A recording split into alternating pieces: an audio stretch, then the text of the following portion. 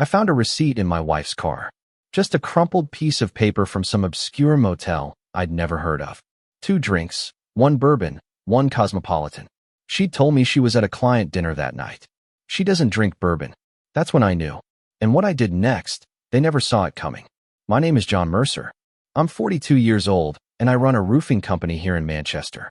Started it from nothing 12 years ago. Built it into something solid. Commercial jobs, residential projects, the works. I'm the kind of guy who believes in hard work, loyalty, and keeping your word. My old man taught me that. He was a roofer, too. Spent 30 years on ladders before his knees gave out. He always said, a man's reputation is all he's got. I met Sarah 14 years ago at a mutual friend's barbecue. She was standing by the grill laughing at something, and I couldn't look away. Dark hair, bright eyes, and this energy that just pulled you in. She worked in event management back then, always organizing something, always on the move. We got married 2 years later. Life was good. We bought a house in a quiet neighborhood. Nothing fancy, but ours. No kids, though we talked about it. Sarah wanted to focus on her career, and I didn't push. Then about 3 months ago, things started to shift. Small things at first. She started working late, more often. New clothes appeared in her wardrobe. She spent more time on her phone, always keeping it face down when I walked into the room. I told myself it was work stress. Her company was growing. She had bigger clients now. I wanted to believe her. It was a Saturday morning when everything changed. I was cleaning out Sarah's car in the driveway. She treated that thing like a mobile storage unit. Coffee cups, receipts, makeup scattered everywhere. I was just trying to help, be a good husband. That's when I found it. A receipt crumpled up under the passenger seat. The Lakeside Lodge. It said across the top, 2 drinks, 1 bourbon, 1 cosmopolitan. Thursday night, 9:15 p.m. I stood there holding that piece of paper, feeling something cold settle in my chest. Thursday night. Sarah had told me she was at a client dinner in the city center, some big corporate event that was running late. She texted me around 8:30 saying not to wait up. Sarah didn't drink bourbon. Never had. I folded the receipt carefully and slid it into my pocket. My hand was steady, but my mind was racing. Maybe there was an explanation. Maybe she met a client there. Maybe it was nothing. But I knew better. I knew exactly what this was. I didn't confront Sarah that day. I put the receipt in my workshop, locked in a drawer where she'd never look. Then I went back inside and acted like nothing had changed. She was in the kitchen making lunch, humming along to something on the radio. When I walked in, she smiled at me. That same smile I'd fallen for all those years ago. How's the car? Sarah asked, pulling plates from the cabinet. Clean now, I said, keeping my voice steady. You really need to stop treating it like a dumpster. She laughed. I know. Thank you, babe. She kissed my cheek. It felt hollow. Over the next few days, I started paying attention. Really paying attention. The kind of attention I should have been paying for months. Thursday nights, that's when I noticed the pattern. For the past 2 months, almost every Thursday, Sarah had a late meeting or a client dinner or some work emergency that kept her out until 10 or 11 at night. She'd come home looking tired, claiming she was exhausted from schmoozing clients. But now, I saw it differently. The way she'd shower immediately when she got home. The way she kept her phone in her purse instead of leaving it on the counter like she used to. The new perfume she'd started wearing. I checked our credit card statements online. Nothing obvious jumped out at first. Sarah was smart about it. But then I noticed charges at restaurants I'd never heard of. Petrol stations on the other side of town, nowhere near her office. Small purchases at stores that didn't make sense. Then there was her appearance. Sarah had always taken care of herself. But lately, it was different. New dresses hanging in her wardrobe. She'd started getting her hair done every 3 weeks instead of every 2 months. Her nails were always perfect now. I told myself I was being paranoid. Maybe she just wanted to look good for work. Maybe she was trying to impress new clients. But I knew better. Tuesday evening, I was in the garage working on an estimate when my younger brother Mark stopped by. He worked for me, running one of my roofing crews. Good kid, reliable, but he'd always had a soft spot for Sarah. Hey John, Mark said, walking in with a 6-pack. Thought you could use a beer. I took one and leaned against my workbench. Mark looked around, then back at me. Everything okay? He asked. You seem off lately. I almost told him, almost showed him the receipt and asked what he thought. But something stopped me. Just work stress, I said instead. Big commercial project coming up. Mark nodded, but his eyes lingered on me like he didn't quite believe it. Sarah around? He asked. Working late again, I said, watching his reaction. He looked away quickly. Too quickly. She's been doing that a lot lately, hasn't she? Mark said, his voice careful. I set down my beer. What do you mean? Nothing, man. Mark said, shaking his head. Just an observation. But the way he said it made my stomach tighten. Did Mark know something? Had he seen something? I didn't push it. Not then. But I filed it away in my mind with everything else. That night, Sarah came home at 10:30. She kissed me hello, told me about her exhausting day, then went upstairs to shower. I sat on the couch listening to the water run, knowing exactly what I had to do next. I needed proof. Real proof, not just a receipt and a gut feeling. I needed to see it with my own eyes. I called Arthur Banks on Monday morning. Arthur was a private investigator, a former cop who'd spent 25 years on the force before retiring and going private. I met him a few years back when he did background checks for some of my larger commercial contracts. He was thorough, discreet, and he didn't ask questions he didn't need answers to. We met at a diner on the edge of town, the kind of place with cracked vinyl booths and waitresses who'd been there since the 80s. Arthur was already sitting in a corner booth when I arrived, nursing a black coffee. John, Arthur said, nodding as I slid in across from him. He was 55, built like a bulldog with gray hair buzzed short, and eyes that didn't miss much. Arthur, I said, thanks for meeting me. You sounded serious on the phone, Arthur said, leaning back. What's going on? I pulled out the receipt and set it on the table between us. Arthur picked it up, studied it for a moment, then looked at me. Your wife? He asked. Yeah, I said. Thursday night. She told me she was at a client dinner in the city center. The Lakeside Lodge is 40 minutes from the city center, Arthur noted. You want me to follow her? Arthur asked. I want to know the truth, I said. If she's cheating, I need proof. Photos, timestamps, everything. Arthur nodded slowly. This isn't going to be cheap, John. And once you know, you can't unknow it. Understand. I said, how much? $2,000 up front plus expenses, Arthur said. I'll tail her, document everything, get you a full report. I didn't hesitate. Do it. Arthur pulled out a small notepad. I'll need some information. Her schedule, vehicle description, usual routes. I gave him everything. Sarah's work hours, her car's make and model, the nights she typically stayed late. Arthur took notes, asked a few clarifying questions, then tucked the notepad away. I'll start Thursday, Arthur said. That seems to be her pattern. It is, I said. Arthur finished his coffee and stood up. John, one more thing. If she is cheating, what are you planning to do? I looked him straight in the eye. Whatever it takes to protect myself. Arthur nodded. Good. Too many guys I work for fall apart when they get the proof. They cry. They beg. They let their wives walk all over them. You don't strike me as that type. I'm not, I said, and I meant it. Thursday came. I went to work like normal. Ran my crews, handled estimates, checked on job sites, but my mind was somewhere else. I knew Arthur was out there watching, waiting. Sarah texted me at 6:30 that evening. Big client meeting tonight. Going to run late. Don't wait up. I stared at the text for a long moment, then replied, no problem. Good luck with the meeting. She sent back a heart emoji. I sat in my truck in the parking lot of a job site, phone in my hand, that heart emoji burning into my brain. Around 9:30, my phone buzzed. A text from Arthur. She's at the Lakeside Lodge. Black Audi pulled up 10 minutes ago. Male, early 40s, tall. They went inside together. Room 118. My hands tightened around the phone. Another text came through. Getting photos now. We'll have everything documented. I didn't respond. I just sat there, engine off, staring at the windshield. Part of me wanted to drive over there right then, kick down the door, confront them both. But that wasn't the play. Not yet.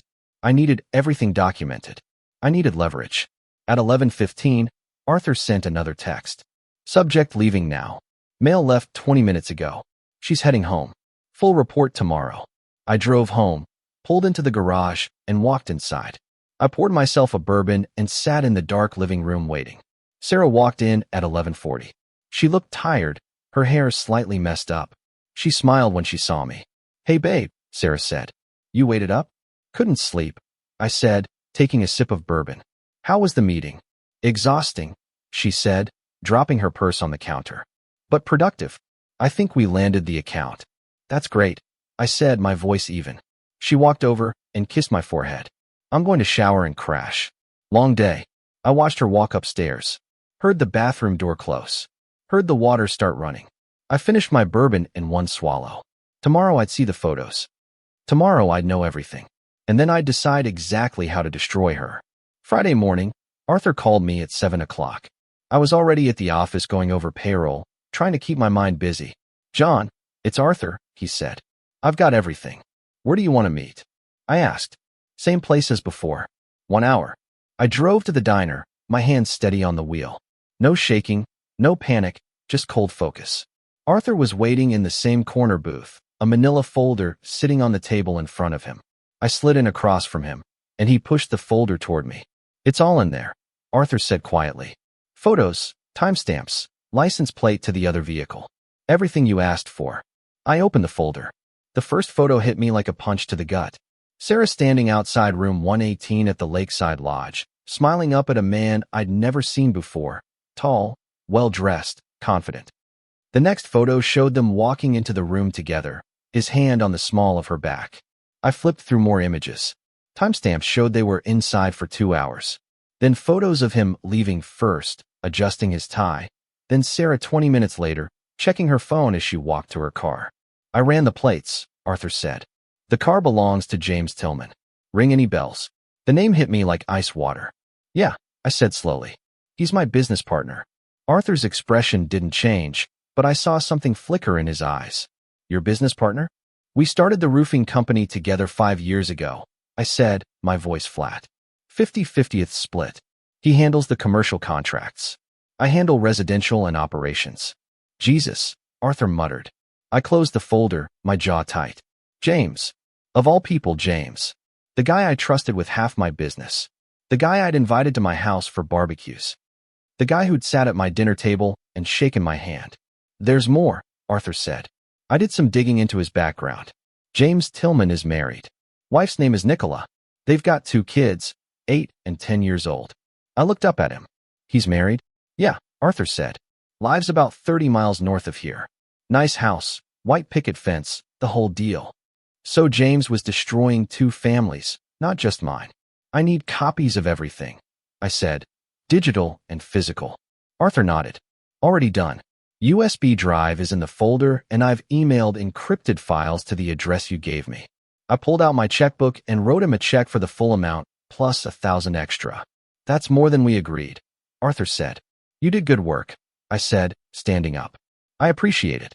Arthur stood too, extending his hand. John, whatever you're planning to do, be smart about it. Don't do anything that'll land you in jail. I shook his hand. I won't, but I'm going to make sure they both regret this for the rest of their lives. I walked out of that diner with a folder under my arm, climbed into my truck, and sat there for a long moment. James Tillman, my business partner, the man who'd helped me build everything I had. He'd been sleeping with my wife, and now I was going to take everything from both of them. I didn't go to the office that day. I drove to a quiet park, sat at a picnic table, and spread out everything Arthur had given me. Photos, timestamps, vehicle records. I studied every detail, committing it all to memory. James Tillman, 44 years old, married with 2 kids, my business partner for 5 years. The betrayal went deeper than just Sarah. James had access to our company accounts, our client lists, our contracts. If he'd betray me like this, what else had he been doing behind my back? I pulled out my phone and called my accountant, a woman named Eleanor who'd been handling our books since we started the company. Eleanor, it's John Mercer, I said when she answered. John, hi. Eleanor said. What can I do for you? I need you to go through every transaction in the company accounts for the last 6 months, I said. Every withdrawal, every transfer, everything James had access to. I need a full audit. There was a pause. Is there a problem? I don't know yet, I said. That's what I'm trying to find out. Can you have that ready by Monday? I'll do my best, Eleanor said. Should I let James know about this? No, I said firmly. Don't tell James anything. This stays between you and me. Understood, understood, Eleanor said. I hung up and made my next call. Robert Thorne, a divorce attorney I'd heard about through a contractor friend who'd gone through a rough split. Robert had a reputation for being aggressive and thorough. Robert Thorne's office, a receptionist answered. I need to schedule a consultation with Mr. Thorne, I said. It's urgent. Can I get your name? John Mercer. And what is this regarding? Divorce, I said, and I need it handled fast. She put me on hold for a moment, then came back. Mr. Thorne can see you Monday morning at 9 o'clock. Does that work? Perfect, I said. I hung up and sat back, staring at the photos spread out in front of me. Sarah thought she was being clever. James thought he was getting away with it. But they had no idea what was coming. I wasn't going to yell or cry or beg for explanations. I wasn't going to give them the satisfaction of seeing me break. I was going to dismantle their lives piece by piece, systematically and without mercy. Starting with the business, then the house, then the money. And when I was done, they'd both be left with nothing. I gathered up the photos, put them back in the folder, and drove home. Sarah was in the kitchen when I walked in, making dinner like it was just another Friday night. Hey babe, she said brightly. How was your day? Productive, I said, setting my keys down. Very productive. She smiled at me, completely oblivious. Perfect. Monday morning, I met with Robert Thorne at his office in the city center. It was a sleek place, all glass and dark wood, the kind of office that told you the guy knew what he was doing. Robert was 47, sharp-dressed with a kind of presence that filled a room. He gestured to a leather chair across from his desk. Mr. Mercer, Robert said, shaking my hand. Tell me what we're dealing with. I laid out everything. The receipt, the surveillance photos, James being my business partner, the whole mess. Robert listened without interrupting, occasionally making notes on a legal pad. When I finished, he leaned back in his chair. Do you have a prenuptial agreement? Yes, I said. We signed one before we got married. The house was mine before the marriage. The business was mine before the marriage. Everything's protected. Robert smiled slightly. That makes this easier. With infidelity documented and a prenup in place, we can move quickly. She'll get minimal assets, possibly just her personal belongings and whatever she brought into the marriage. What about the business? I asked. Since it was established before marriage and there's a prenup, she has no claim to it, Robert said. However, we need to address James Tillman. He's your business partner. 50-50th split, I said. We formed the LLC together 5 years ago. Robert tapped his pen on the desk. That complicates things, but it's manageable. We'll need to review your partnership agreement. If there's a morality clause or any clause about conduct detrimental to the business, we can use that. I want him out, I said. Completely out. We'll work on it, Robert said. Now, let's talk about the timeline. I recommend we file immediately. We'll freeze joint accounts, secure assets, and serve her with papers before she has time to react. How soon can we move? I asked. Papers can be filed by Wednesday, Robert said. She'll be served by Friday at the latest. I nodded. Do it. As I left Robert's office, my phone rang. It was Emily, Sarah's younger sister. That was unusual. Emily and I got along fine, but she rarely called me directly. John, Emily said when I answered. Her voice sounded strained. We need to talk. Can you meet me somewhere? When? I asked. Now, she said. It's important. We met at a park near her apartment. Emily was 34, looked a lot like Sarah, but with darker hair and a quieter demeanor. She was sitting on a bench when I arrived, looking nervous. What's going on, Emily? I asked, sitting down next to her. She took a deep breath. I know about Sarah. My stomach tightened. Know about what? The affair, Emily said quietly. I've known for about a month. I saw her at a restaurant with him. I confronted her, and she admitted it. She made me promise not to tell you. I stared at her. And you kept that promise? I know, Emily said, her eyes welling up.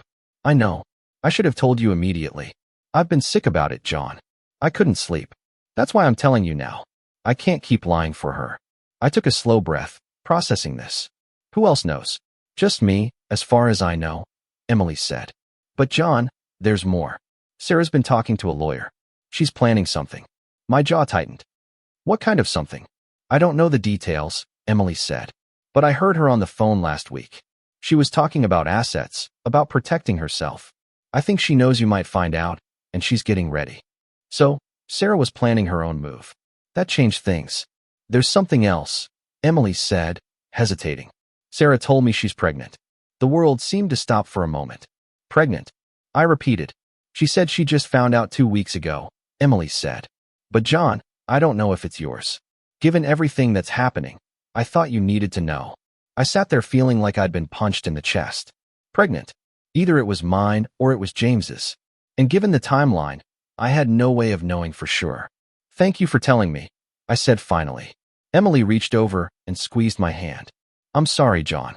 I'm so sorry about all of this. Sarah's my sister, but what she's doing is wrong. You deserve better. I drove straight back to Robert's office.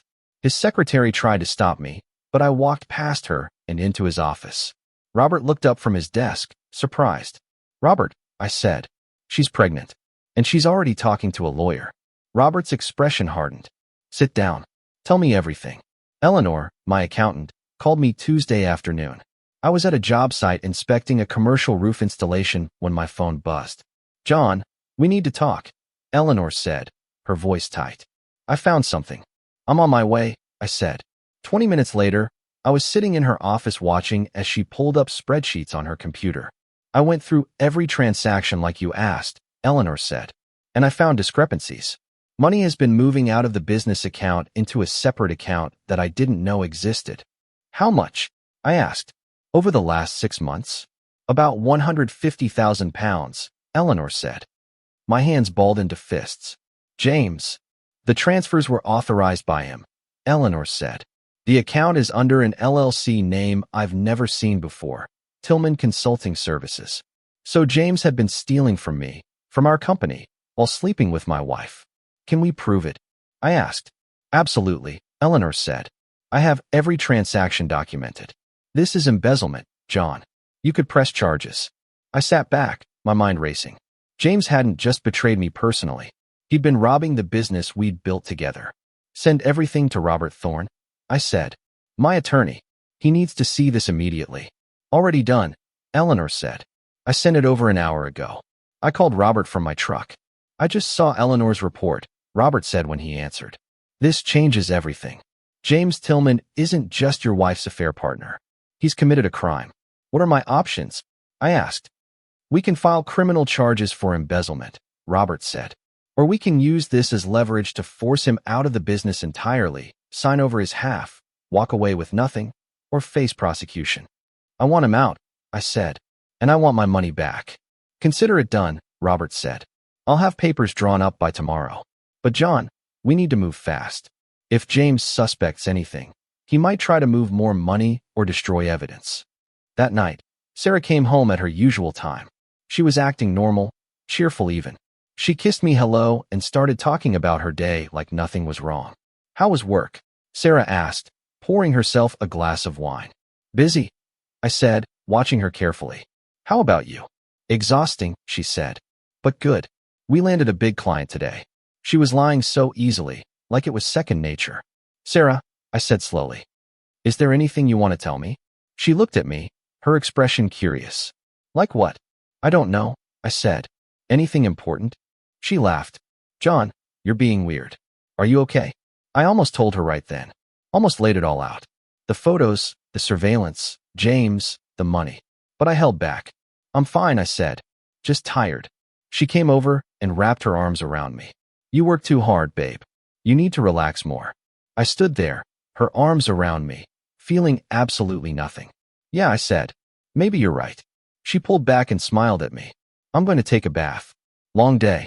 As she walked upstairs, I pulled out my phone and looked at one of the photos Arthur had taken. Sarah and James walking into that motel room together. Wednesday, the divorce papers would be filed. Friday, she'd be served. And then her entire world would fall apart. Thursday night came. I knew Sarah's pattern by now. Every Thursday, like clockwork. Arthur had confirmed it one more time earlier that week. Room 118 at the Lakeside Lodge. 7:45, every single time. I had the divorce papers in my truck, signed and ready. Robert had filed them Wednesday morning. Everything was set in motion. Joint accounts frozen, business protections in place, criminal charges prepared against James.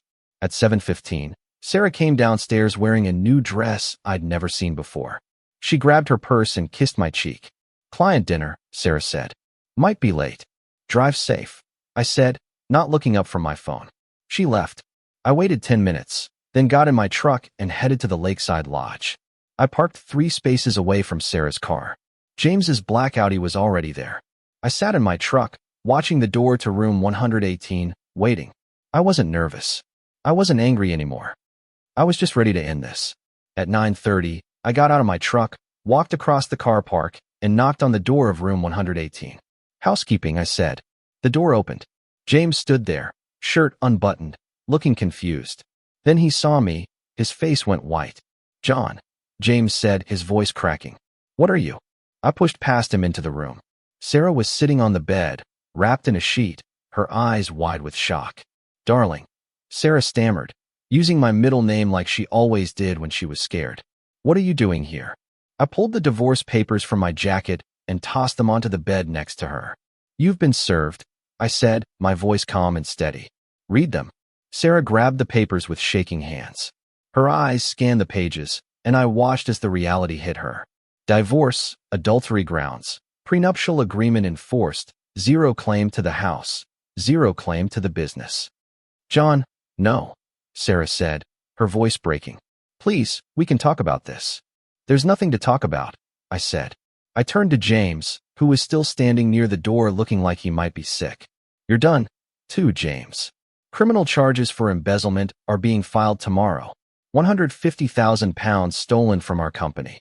You'll either sign over your half of the business and return every penny, or you'll go to prison. Your choice. James's face drained of color. I can explain. Save it, I said. Your wife Nicola will be receiving copies of these photos tomorrow, by the way. I'm sure she'll be interested to know where you've been spending your Thursday nights. You can't do this, James said, his voice desperate. I already did, I said. I looked back at Sarah. Everything's frozen. Bank accounts, credit cards, all of it. The house is being sold. Your car was repossessed this afternoon while you were at work. By the time you leave this motel, you'll have nothing. Sarah started crying. John, please. I'm pregnant. We're having a baby. I looked at her coldly. Maybe. Or maybe it's his. Either way, you should have thought about that before you destroyed our marriage. We'll do a paternity test after the baby's born. If it's mine, I'll support the child, but you and I are done. She reached for me, but I stepped back. Don't, I said. You made your choice. Now live with it. I walked out of that room, leaving them both sitting there in the wreckage they'd created. As I walked across the car park, I saw Sarah's car sitting where she parked it. I pulled out my phone and sent a text to the towing company I'd arranged earlier. Within 20 minutes, her car would be gone. She'd walk out of that motel to find nothing. Then she'd get home to find the locks changed, the house empty, and her entire life dismantled. I got in my truck and drove away without looking back. 3 weeks later, I was sitting in my office when Robert called. It's done, Robert said. James signed everything. He transferred his half of the business to you, returned the £150,000, and agreed to stay away from you and the company permanently. No criminal charges filed. Good, I said. Sarah's attorney tried to fight the prenup, Robert continued, but it's airtight. She'll get her personal belongings and nothing else. The divorce will be final in 60 days. What about the pregnancy? I asked. She's agreed to a paternity test after the birth, Robert said. If the child is yours, you'll have full custody rights, and she'll have supervised visitation. If it's not yours, you have no obligations. I hung up and leaned back in my chair. My brother Mark knocked on my door frame. Hey John, you got a minute? Sure, I said. What's up? Mark sat down across from me, looking uncomfortable. I need to tell you something about Sarah. I already knew what he was going to say. I'd seen it in his eyes for months. You were interested in her, I said. Mark looked down. Yeah, I'm sorry, man. I never acted on it. Never said anything to her. But I should have told you I had feelings. I should have kept my distance. You should have, I said. But you didn't betray me, Mark. She did. James did. You kept your distance, and that's what matters. Mark nodded, relief crossing his face. So we're good. We're good, I said. But if you ever develop feelings for someone I'm with again, you tell me. Understood. Understood, Mark said. A month later, Sarah's mother, Susan, showed up in my office unannounced. I was reviewing contracts when my secretary buzzed me. Mr. Mercer, there's a Susan Holloway here to see you, she said. She doesn't have an appointment. I sighed. Send her in. Susan stormed into my office, her face red with anger. She was 63, tall and imposing, with the same features as Sarah, but hardened by years. How could you do this to my daughter? Susan demanded, not even sitting down. Throwing her out, taking everything, humiliating her publicly. What kind of man are you? I stood up slowly, looking her directly in the eye. The kind of man who doesn't tolerate betrayal, I said, my voice calm but firm. Your daughter cheated on me for months. She stole my trust, lied to my face, and destroyed our marriage. I didn't do this to her. She did this to herself. She made a mistake, Susan said. Everyone makes mistakes. A mistake is forgetting to pick up milk, I said. What Sarah did was calculated, deliberate, and ongoing. She planned every lie, every secret meeting. That's not a mistake. That's a choice. Susan opened her mouth to argue, but I kept going. And before you blame me for being a bad husband, I said, ask yourself this. Did I ever cheat? Did I ever lie? Did I ever steal from her? No. I worked hard. I provided for us, and I was faithful. So, if you want to be angry at someone, be angry at your daughter for throwing away a good thing. Susan stared at me, her mouth working, but no words coming out. Now, get out of my office, I said. And don't come back. She left without another word. For months later, the divorce was finalized. The paternity test came back. The baby was James's, not mine. Sarah was living in a small apartment across town, working a job that paid half what she used to make. James's wife had divorced him, too, taking the kids and most of his assets.